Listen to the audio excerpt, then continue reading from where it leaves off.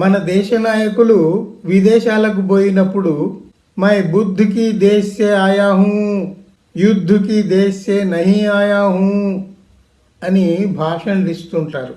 బుద్ధుడి పేరు తలవంది వీళ్లకు గడవదు. అయ్యా, మీరు శ్రీరామ్ మందిరం కట్టారు అయోధ్యలో, మై శ్రీరామ్కి ధర్తీ సే ఆయా హూ అని ఎందుకు చెప్పుకోరు? అది కదా చెప్పుకోవాలి.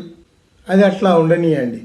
మొఘలులను ముస్లింలను అమితంగా ద్వేషిస్తూ విద్వేష ప్రసంగాలు చేసే ఈ నాయకులు మరి ఆ మొఘలు సంస్కృతిలో నుంచి వచ్చిన వేషధారణ ఎందుకు అవలంబిస్తున్నారు? చుడేదార్ పైజామా కానీ, ఆ లాంగ్ షెర్వానీ కానీ, ఆ జుబ్బా కానీ, వాట్ ఎవర్ ఇట్ ఈస్, ఇప్పుడు ప్రముఖ నాయకులందరూ వేసుకొని తిరుగుతున్నారే, అవన్నీ మీ హైందవ సంప్రదాయానికి సంబంధించిన బట్టలా, దుస్తువులా? మీరప్పుడు ఆ శ్రీరాముడు ఏమి ధరించాడో అవి ధరించాలి కదా.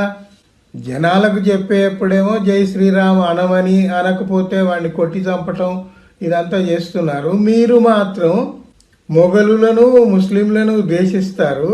అక్కడెక్కడి నుంచో వచ్చిన ఆ సంస్కృతి, లాంగ్ జుబ్బా కానీ, షెర్వానీ కానీ, చుడేదార్ పైజామా, ఇవన్నీ ఎక్కడివి? హిందూ సంప్రదాయమా? కాదు కదా. మరి వాటిని వదిలిపెట్టవచ్చు కదా మీరు. అవి వదిలిపెట్టరు. ఇంకొక విషయం తమాషా, మోడీజీ ప్రధాని అయిన తర్వాతనే సోమనాథ్ టెంపుల్ కింద అడుగున ఏముందో ఎంక్వైరీ వేశాడు.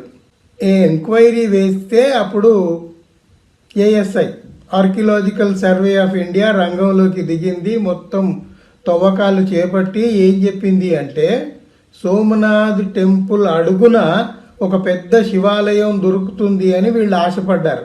సరే, తొవ్వి తీస్తే వాళ్ళు వచ్చిన రిపోర్ట్ ఏమొచ్చింది అంటే, 3 అంతస్తుల భవనం ఉండాలి ఒకప్పుడు. తర్వాత ఒక ఎల్ షేప్డ్ ఒక స్ట్రక్చర్ కూడా ఉండింది. అయితే ఆ ఆధారాలన్నీ బట్టి చూస్తే అవి బౌద్ధారామాలు అని మాకు అనిపిస్తుంది అని ఏఎస్ఐ రిపోర్ట్ ఇచ్చింది. మరి ఈ ఏఎస్ఐ రిపోర్ట్ ఇచ్చినప్పుడు దాన్ని బహిరంగంగా ఈ దేశ ప్రజలకు చెప్పి సగర్వంగా చెప్పొచ్చు కదా. మై బుద్ధకి దేశ ఆయా హూ అని చెప్పుకునేవాళ్ళు సోమనాథ్ టెంపుల్ అడుగున బౌద్ధారామం ఉంది అని సగర్వంగా చెప్పుకోవచ్చు కదా. దాన్ని ఎందుకు దాచిపెట్టారు? దాన్ని దాచిపెట్టి ఎవరికి ఏమి తెలియకుండా గడుపుతూ ఉన్నారు. ఇప్పుడు బాబ్రీ మసీద్ అడుగున బౌద్ధ శిల్పాలు బయటపడ్డాయి, అందరికీ తెలుసు.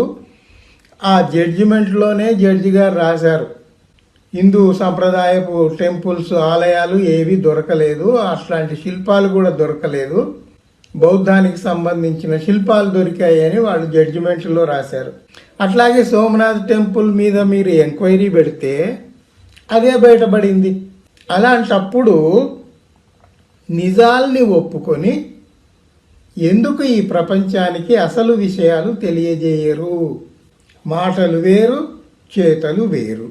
ఇది ఎంతకాలం సాగుతుంది అని మీరు అనుకుంటున్నారు? దయచేసి ఆలోచించండి.